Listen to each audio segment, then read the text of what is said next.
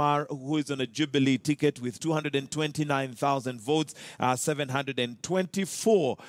Looking at woman rep, we have Gladys Beausoleil, who won with a convincing 224,922, beating other aspirants right there. So Jackson Mandago with 193,606 votes, beating Buzeki, who had 148,121.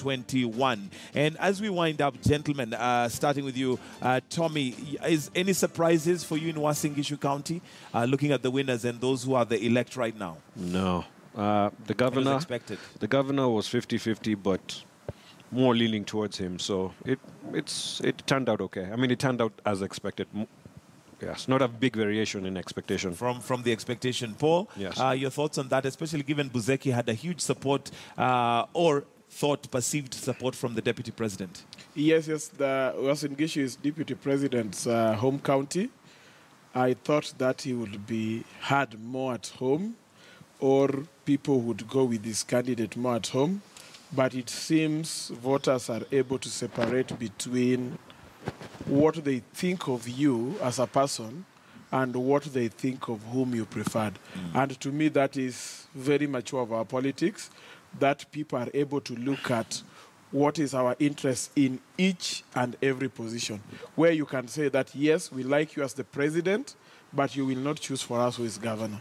We like you as the deputy president, but when it comes to MC, because you look at, there were people who you could see their rebellious nature, not only Mandago, you could even see Sudi, but it seems they had their way in with the electorate. They knew the electorate, and the electorate are keen on them occupying those positions, but they're also keen on the deputy president being the deputy president. Because you even look at the votes NASA got, like NASA only managed like 70,000 in the whole of Uasin Gishu, and you look at what Jubilee got, the difference is too much, meaning those in Eldoret are able to say, okay, you are coming here for a rally, like Raila's rally in Uasin Gishu was full and packed, but they are able to separate between, we can embrace you, but when it comes to us deciding, we will still go that We'll still go that direction. And maybe as we conclude, Tommy, looking at the numbers, basically, let's look at a place like Bomet, where we have Joyce Laboso, basically trouncing Isaac Ruto. But when we saw the crowds that came for the rallies,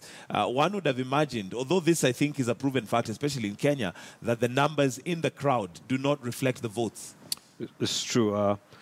This is a definite proof of that. There's also proof that Ruto did not deliver for NASA. If that was the intent of, if that was his intent, if the intent of having him among the coalition was to deliver votes, it didn't happen, because 70% to 30% is a big loss.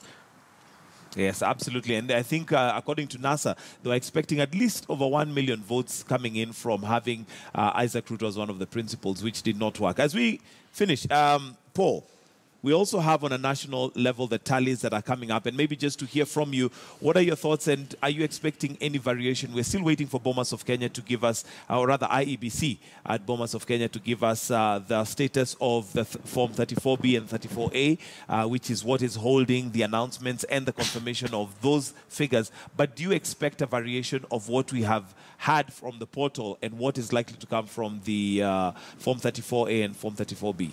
In all honesty, I don't think so, because you look at where the votes came from for Jubilee, and you also look at where the votes came from NASA, you realize that Jubilee gained more in NASA zone than NASA gained in Jubilee zones. For example, you look at, and why you actually begin to understand the numbers, in the last general election, Jubilee, or by then TNA, did not even have a single MP in the whole of Western. Right now they have 12 MPs. For example, you look at Kiambu. Kiambu, Uhuru Kenyatta got 908,000 votes. Raila got 69, meaning from Kiambu County alone, Uhuru is ahead of Raila by more than 830,000 votes. The same as you look at Nakuru, almost 500,000 votes, meaning it really tells you that even if Raila was to take the whole of Migori, the whole of Siaya, the whole of Homa Bay, combined vote, he's still not adding up to what Kiambu got. So I actually tend to think that Jubilee were able to gain more on the NASA zones than NASA was able to gain on the Jubilee. And I can also tell you, regardless of what you do, to strike down a difference of 1.3 million votes is not going to be easy. I don't really see how that margin is going to be, especially when NASA are also not telling us the discrepancies they've been able to come up with from, because I can tell you that, one, their agents, NASA agents, whether it's NASA or Jubilee, still have these forms, meaning if there was some sort of real cooperation, they should have had all the forms from their agents, and then they do their own tallying. Then they tell us that out of these 40,000 forms... This is the discrepancy. Yes, out of these 40,000 forms, like even, for example, if they were able, like, let's say there are 40,000 forms, if they're able to say that out of these 40,000 forms, we've gotten 30,000, and out of the 30,000 we've got, we are ahead of Uhuru, it makes more sense than to say that we have a credible leak that was sent to us through screenshot that tells us that we are ahead. All right. Tommy, Randall, any change that you're expecting? Are you expecting a huge variation? No, I do not expect a huge variation, but I would like to add on to what Paul said here. In 2013, in comparison to 2013, Uhuru Kenyatta has not lost a single constituency that he won. In addition to that, he added more votes in NASA strongholds and also in Turkana area and in northeastern area and other places. This is consistent with what IEBC is reporting.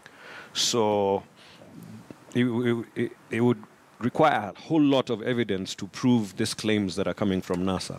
Yes. All right. Thank you very much, gentlemen. I think we'll wind up right there. Tommy Randall and Paul Owl, who are both lawyers and political analysts. This is Kivumbi 2017. We're going to take a short break, but do stay with us right here as we continue to bring you more stories that are making headlines, and also keep our eyes on Bomas of Kenya to see if there are any developments we are expecting that we should be getting to hear from the IEBC not too long from now. So we will keep you posted on that. Do stay with us right here on Kivumbi 2017.